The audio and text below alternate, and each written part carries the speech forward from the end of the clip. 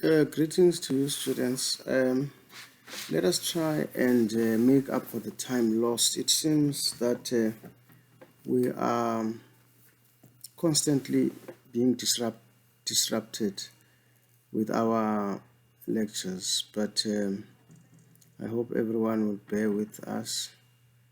It is circumstances beyond our control. But I have promised you guys that I will make this lesson available to you because I don't know what other disturbances we might have.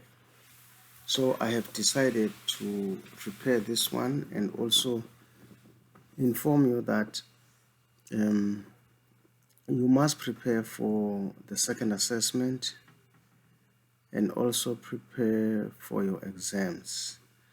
What I am going to do now will help you with your second assessment and exams. All right, I will give you some tips as to what you should be stressing on when studying so that you are able to answer questions in your assessment and exams. Okay, let me start with just what we call general knowledge. Right, when dealing with evidence, there are crucial aspects that anyone or any lawyer should be aware of, right? That's just minor things that you will never find in any law handbook or legal handbook, if you like. It's something that you will encounter when you get into practice. And it's very important for those who have not studied or done a course in forensic, because what I'm going to talk about now has a lot to do with forensic, like the word decomposed. You can look for the word decompose in a dictionary. I know what comes to mind when somebody tells you of decomposed. You will think of a rotten object or a rotten body. Yes, decomposition means also that a body has decomposed or a body is rotten. But decomposition doesn't only mean rotten.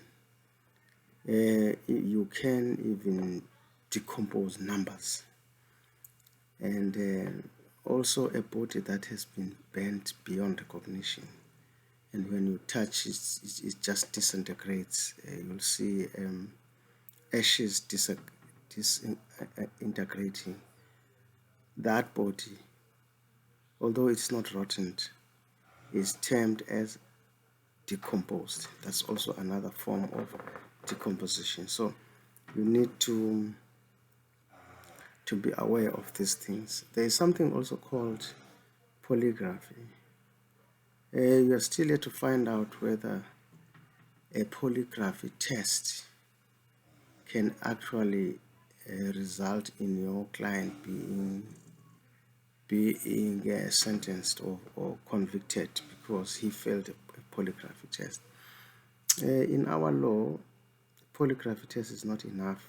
Yeah, it can assist just to reinforce your argument, but as a prosecutor, for instance, or even as a defense, you can use it to say, my client was taken for a polygraphy test.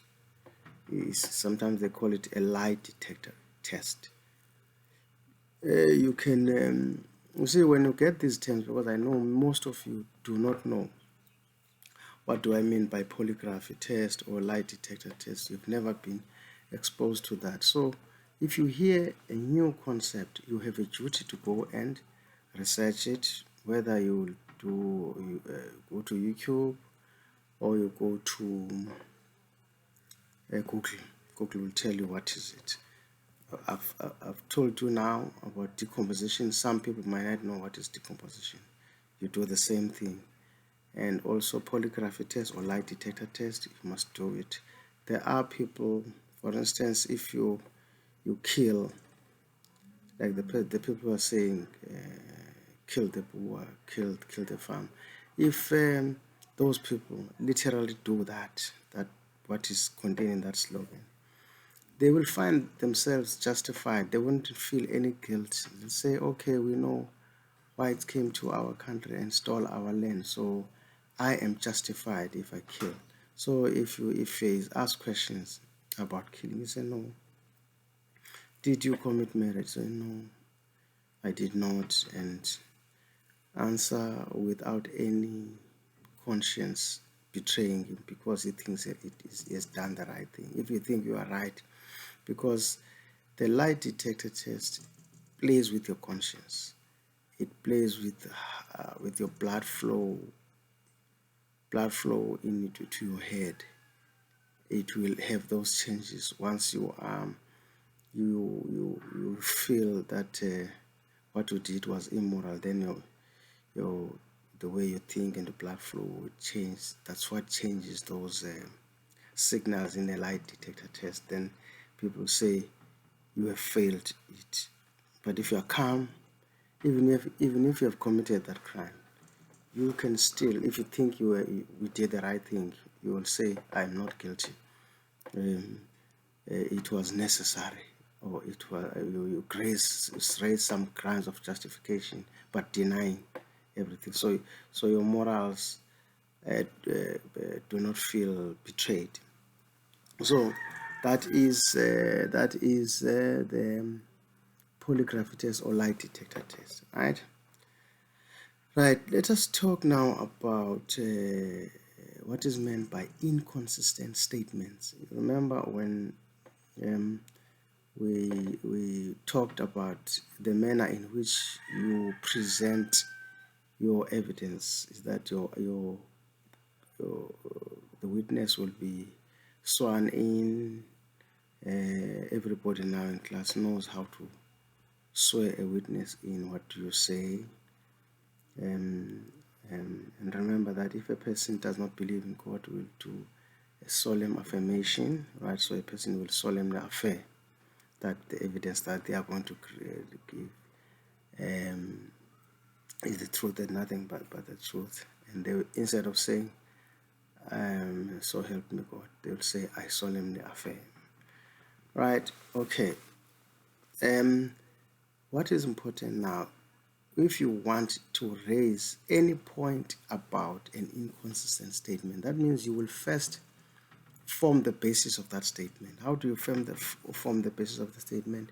You will then ask the person who made a written statement to confirm the statement by asking him if he ever made any statement, and you give the statement to the witness so that the witness can have a look, and you confirm the date, the time, the ID number.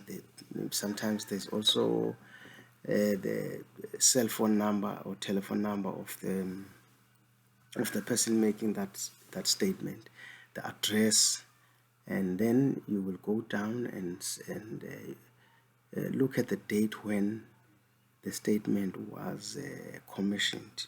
But sometimes you'll find that police, because sometimes they become reckless and they don't write the time and the date when that statement was commissioned. So sometimes you will not find out. It will be difficult for you to say exactly when was that statement made. So those are the mistakes that you need to have a look at, and maybe clarify with your counterpart who is the prosecutor. Or if you are a prosecutor, make sure that that is done by the police, because sometimes police have a tendency to forget crucial things. Okay. So then you will then confirm the signature. But the most important question that you need to ask from the witness is whether they can confirm the contents of the statement. And once they say yes, then you know that they have confirmed the whole court. There's nothing that is going to deny. Now, when the witness is leading evidence in chief. You, before you cross-examine, you must make statements, you must make notes of what is said, everything of what is said. So when a witness is giving evidence in chief, you've got to have a pen and paper ready, write everything, mark your, because you've already read the statement that he has made, that written statement, as opposed to the viva voce statement that he's making now in court under oath, right? And then you look for inconsistencies. That means you look of any contradictions from what he wrote and what he's just said to court. That is now when you are having regards to the inconsistent statements. And why do you do that? You want to attack the credibility of the witness, just to show the court that the witness is fabricating or is not telling the truth, because he has made two statements under oath which are different. So that's another problem. Okay, another pointer which you need to be careful of, especially when you are preferring charges against the accused person. You will find that sometimes you make a mistake by just omitting crucial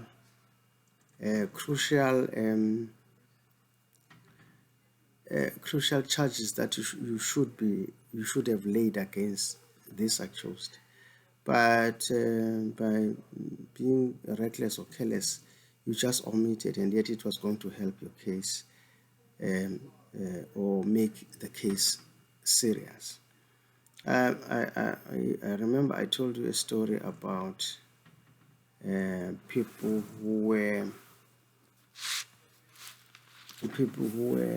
charged for robbery, right? There was a group of people who were charged for robbery, right? Let me pause there and then